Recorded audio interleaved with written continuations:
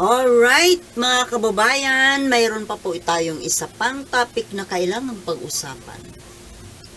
Ano po ito? Ito po ay tungkol kay Super Ate na pumapatol sa chismis. Manang Marites.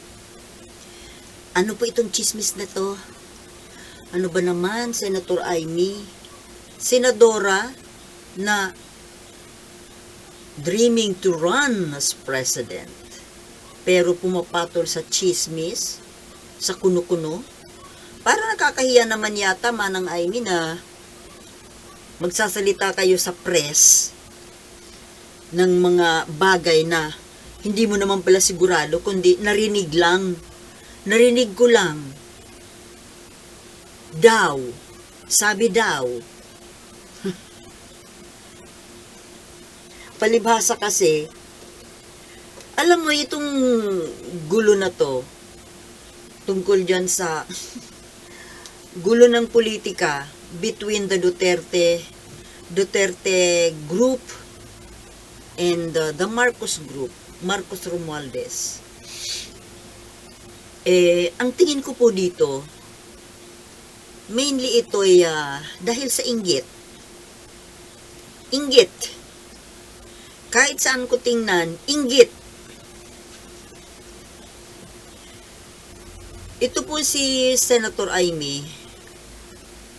Actually, itong pamilya Marcos, sa totoo lang, mula pa noon, nung panahon pa, nung buhay pa yung Apo Lakay, very close po itong magkakapatid. Tingnan nyo na lang ang mga tawagan nila. Ime, Bongit, di ba? Pag ganyan po na mga tawagan, ano yan very close yan sila. Marami silang biro, mga biruan, basta very closely knit. At nakakapanghinayang po isipin na ngayon, nagkakawatak-watak po sila. Sa mga family gatherings nila, family reunion, kagaya na lang nung birthday ni First Lady Imelda Marcos, present yung first couple, First Lady Lisa at saka si Bongbong, and then the family, pero wala si Amy Marcos. Nagkaroon ng pagkakataon na dumalaw ang Amy Marcos, pero siya lang mag-isa. Kumbaga, wala na yung family gathering na as a whole family that they usually do. Noon, ginagawa nila dati yan. Nito nga very lately lang, yung birthday naman ni Amy Marcos, dumalo siyempre si Bongit. Sa totoo lang, itong si Manang Amy at si Bongbong, ay very close yan sila. Kaya kahit na nga hindi sila magkakasundo dahil hindi magkasundo talagang may malalim na hidwaan itong First Lady Lisa at saka si Amy Marcos. Kaya hindi sila nagkakasama sa isang okasyon. Parang nag-iiwasan para maiwasan na lang siguro ang lalo pang gulo or magkagulo. Alam nyo, tapatan na ito, address ko kay First Lady Lisa, no? Ang tawag dito sa amin sa Bicol, yung in-law, abot. Kumbaga, outsider ka, dumating ka, pumasok ka sa isang pamilya. Abot. Ngayon, ang papel po dapat ng isang abot or in-law, siya po dapat ay tagapamagitan dapat, binding factor. Kumbaga, halimbawa kung sa within the immediate family ay mayroong hidwaan, mas maganda nga po kung itong in-law ang siyang nagiging daan para magkasundo yung may conflict na members of the immediate family. Pero pagdating po dito ngayon sa pamilya Marcos, parang iba po ang nangyayari, ano? Hindi po maganda, lalo na sa first family, na supposed to be, iyan ang role model na family. Lalo pa na kayo po ay tinitingala ng taong bayan, leader ng bansa, leader pero sa loob ng inyong tahanan, kayo ay watak-watak. So, paano kayong mananawagan ng pagkakaisa na sa loob nga ng inyong tahanan ay hindi kayo nagkakaisa? Di ba? Anong saysay na manawagan ang Pangulo ng pagkakaisa, unity, na kung dito nga mismo sa loob ng Marcos family, ay may malaking hidwaan at hindi po maganda sa imahe ng First Lady na siyang in-law, pumasok na bagong membro ng Marcos family, na imbis na dati ay walang hidwaan, ngayon ay nagkaroon ng hidwaan nang dahil sa iyo. Baligtad po. Hindi po yan maganda sa pakiramdam ni Pangulong Marcos Bongbong. Siya po ay naiipit sa gitna. At syempre, apektado yung kanyang pamumuno. Tingnan mo, imbis baga na kasi Manang Aimee used to be the number 1 advisor ni Bongbong Marcos. Ate nga super ate. Tagapag-tanggol, advisor, taga-turo, taga-guide. Well, siya na kasi yung guide ngayon eh. Hindi ko po sinisira or hindi naman magandang sabihin na nangingialam, pakialaman. Ito po ay opinion ko lang. Ipinaparating ko lang ang aking opinion at obserbasyon na hindi maganda sa paningin ng taong bayan na malalaman, makikita na ang first family na hinahangaan ay watak-watak, hindi nagkakasundo. At kung sino yung outsider, bagong salta sa pamilya, ay siya pa ang nagiging dahilan ng pagkakawatak-watak. Dapat nga sana nangyari, kung may hidwaan yung Bongbong at Aimee, mas maganda nga kung yung Liza ang binding element, di ba? Pero hindi Yung magandang pagsasama ni Aimee at ni Bongbong, nasira. Ngayon tuloy, ang epekto, si Aimee Marcos, dahil wala siyang natatanggap, kumbaga ginawa siyang outsider dyan sa Uniteam. Ginawa siyang outsider sa Malacanang. Hindi nga yata yung nakakatugtog ng Malacanang. Excuse me? Super ate? Marcos? Ate ng presidente? Hindi welcome sa Malacanang? What the fuck? Sorry. Ironic. Dahil ba sa kayang-kaya na ng husto ni First Lady na siya na lang ang guide and advisor and counsel ni Bongbong Marcos? Di ba mas maganda kung dalawa kayo? Dalawa kayo na magga-guide? Hindi naman yata nananapaw si Aimee Marcos. Wala naman dapat ikainggit kay Amy Marcos.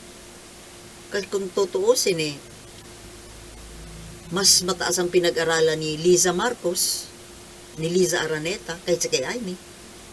Ewan ko kung totoo na hindi nga yata nakagraduate si Amy. I'm not sure about that. Dinig ko lang. But Liza Marcos Araneta is a lawyer. Mas mataas di hamak. At First Lady. Being just a First Lady is already a big thing. Nakakalungkot lang po kasing isipin na imbis na yung dating very closely knit na pamilya Marcos, nakakalungkot na nabuwag ng dahil sa isang outsider. At ang masamang epekto ay nadala sa trabaho, sa politika, lalo pa, malaki ang epekto sa bansa natin. Bakit? Dahil walang natatanggap na pagkalinga, acceptance, belongingness, si Amy Marcos dyan sa Malacanang, dyan sa Marcos family, naghanap ng ibang pugad. Diba? Parang kayo na rin po ang nagtulak kay Amy Marcos na dumikit sa Duterte. Well, dati na siyang nakadikit sa Duterte. Mas lalo pa ngayon na dumikit. Nalagasan kayo ng isang Amy Marcos. Malaking bagay po sana si Amy Marcos sa grupo. Matalino yan At trained yan ni Apo Lakay. Ngayon tuloy, dumikit na sa Duterte, naging pro-China na tuloy. And I don't know kung ang pagiging pro-China ni Amy Marcos ay totoo o gawa-gawa o drama. Kaya ultimong ako tuloy ay naiinis na rin kay Amy Marcos dahil sa pagiging pro-China.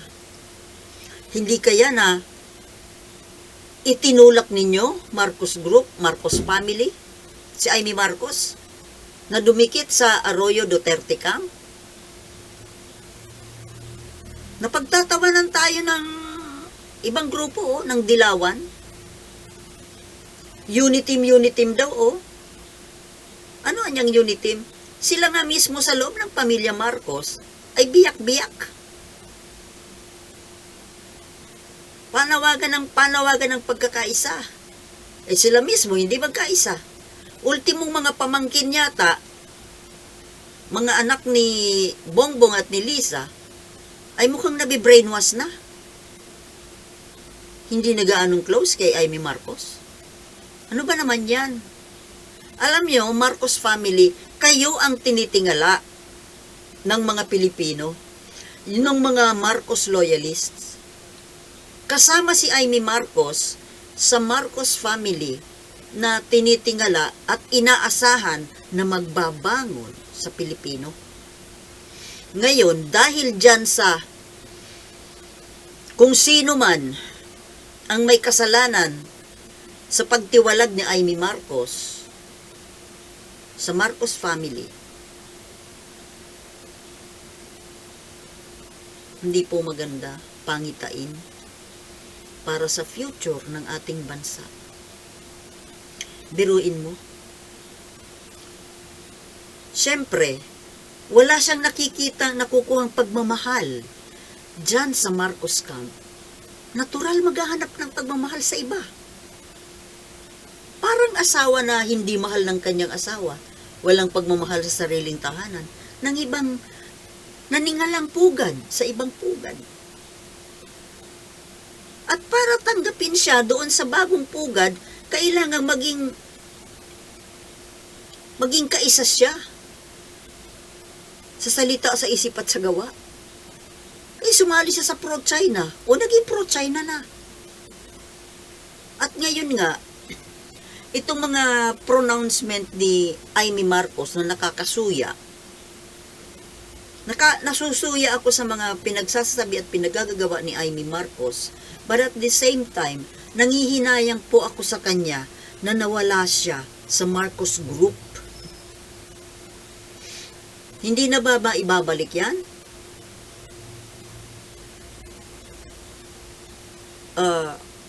Attention, Pangulong BBM, you are the head. Be the head.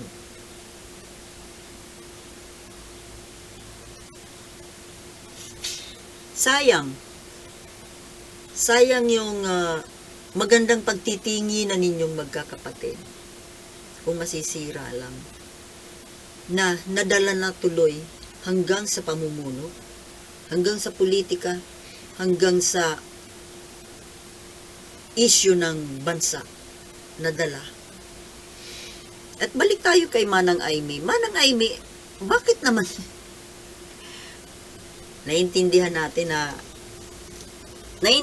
ko na para ka kasing itinakwil, wala ka namang kasalanan, pero itinakwil ka dyan sa kampo ng Marcos dahil sa inggit. Sana naman unahin nyo yung kapakanan ng bayan, Senator Amy. Huwag naman na porke konting personal sacrifice naman po. Kung ako, ano ngayon kung itakwil nyo ako? Porke itinakwil ako ng pamilya ko, sasali na ako sa ibang pamilya na taliwas sa kagandahang, sa katotohanan, sa kabutihang asal ang sasalihan ko? Magiging pro-China ako? No way. Kung ayaw sa akin, di tatayo ako mag-isa. Kaysa naman sasali ako sa kalaban nung umayaw sa akin para lang parusahan yung umayaw sa akin. Childish thoughts. Pareho ka kayo ni Sarah. At yung sinasabi mo, pinagsasasabi mo man ng Amy na kesyo yung paninira kay Sara Duterte ay gawa ng Amerika? Bakit? Kaya nasisira si Sara, sarili niyang kagagawan, hindi mo ba alam yon? Napakaraming problema ng Amerika para panghimasukan pa yung maliit na bagay dito sa Pilipinas. Ilang bansa ang inaalagaan ng Amerika para lang mangialam dito sa paninira kay Sara. No need na po, Manang Amy, no need na sirain si Sara kasi siya mismo, kayang-kaya niyang sirain ng sarili niya. Did you get it? Siya mismo sumisira sa sarili niya. Hindi kailangang may manira na tagaloob o tagalabas. At kahit hindi mo sirain si Sara, mayroon diyang lalaban sa presidency na kayang ipanalo ang sarili niya without getting into trouble of ruining another candidate's life. At yun nga, bakit mo pinagbibintangan ang Amerika? Hindi mo nakikita mo yung haka-haka mo na sinisiraan ng Amerika, stateside na paninira kay Sara. Yun nga ang paninira ng China, hindi mo nakikita eh. Ano ba naman yan? Nabubulagan ka na sa away ninyo ni Lisa. Be professional naman, Senator Amy. You're a senator. You're intelligent. Nagpapadaig ka sa iringan ninyo ng hipag mo. Ang babaw naman yan. Ang iringan ninyong dalawa is personal. Kung professional ka na politiko, hindi mo isasali yung alitan ninyo ni First Lady. Lumakad ka mag-isa. Para sa bansa, hindi para sa sarili mo. Hindi para parusahan mo yung grupo ni Lisa. At aliwin mo itong grupo ni Sarah. Masyado nabubulagan itong si Senator Amy. Hindi, ito po masasabi ko, Senator, hindi kailangang siraan o sirain si Sarah. Dahil siya mismo, kayang-kaya niyang sirain ang sarili niya. Without even knowing she's doing it. Diba? Yung confidential fund. At yung pag-uugali niya mismo, sirang-sira na siya. Walang kinalaman si Martin, walang kinalaman ng Amerika, walang kinalaman yung iba. Sarili niyang karakter ang sumisira sa kanya. Diba? Ako nga ng Amy Marcos, nangihinayang ako sa'yo. Sa totoo lang, ikaw nga yung manok ko para sa 2028 sana eh. Kaya lang itong nangyayari ngayon na pro-China ka, baka akala mo, Senator Amy, dahil sumasama ka sa DDS, sa Duterte, ay makukuha mo yung boto ng DDS. Oo, makukuha mo kasi nandun ka nga sa kampo nila. And at the same time, makukuha mo yung loyalista votes. Eh ako, loyalista ako, ayaw ko na nga sa'yo. Kasi pro-China ka at pro-DDS ka. Pro-Duterte ka. Paano kung marami kami na kagaya ko, hindi porke anak ka ng Marcos, Marcos ka, eh iboboto na kita. Hindi baling hindi Marcos, basta hindi pro-China. Marcos nga, kung pro-China, di bali na. Makikipag-tandem ka pa kay Sara? Pareho kayong pro-China? Anong kahinat na natin? Kung ako sa'yo man ng Amy Marcos, maging matalino ka. Kung naiinggit sa'yo si Lisa, hayaan mo siya. Lumakad ka mag-isa. Magtrabaho ka mag-isa. Trabahuhin mo, gawin mo yung trabaho mo bilang senador. Bilang lingkod ng bayan. Kisahoda kung ayaw ng Marcos Group sa'yo. Dala mo naman yung Marcos na apelyido, sa ginagawang pagkampi sa Duterte. Ako talaga nawala ng gana sa'yo. Nakatituloy yung ulo ko totoo, mga kababayan. Ako nangihinayang ako kasi matalino naman siya Ang nakasama lang talaga yung pagiging pro-Duterte at pro-China niya. At ngayon kung ano-ano nang pinapalabas na mga salita kontra dito sa Marcos Group, kontra sa Amerika, paano ko pa iboboto yan, mga kababayan? Baka kayo iboboto nyo rin yan. Obserbahan natin siya. Kung ano ba talaga. Kasi ang labo-labo na Hindi na makabayan Maka-China. Diba? Hindi natin gugustuhin ng politiko na pro-China. So ikaw manang Amy, kapag ikaw dumikit sa Duterte at talagang napapatunayan na pro-China ka, wala ka makukuhang boto sa Marcos loyalist. Diyan ka na lang. Baka nga hindi ka pa manalo sa posisyon tinatakbuhan mo Ayaw po ng Pilipino, ng mamayang Pilipino sa pro-China.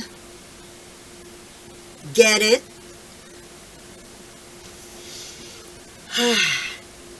Hanggang dito na lang po mga kababayan at kakalungkot. Kakalungkot ang nangyari sa Marcos. Wala na nga yung Apulakay, pati ba naman kayong surviving Marcos, hindi kayo makakasundo-sundo. Paano ninyo ibabangon ang Pilipinas kung ganyan? Okay, mga kababayan, hanggang dito na lamang. Thank you for watching and I'll see you in my next vlog. Peace.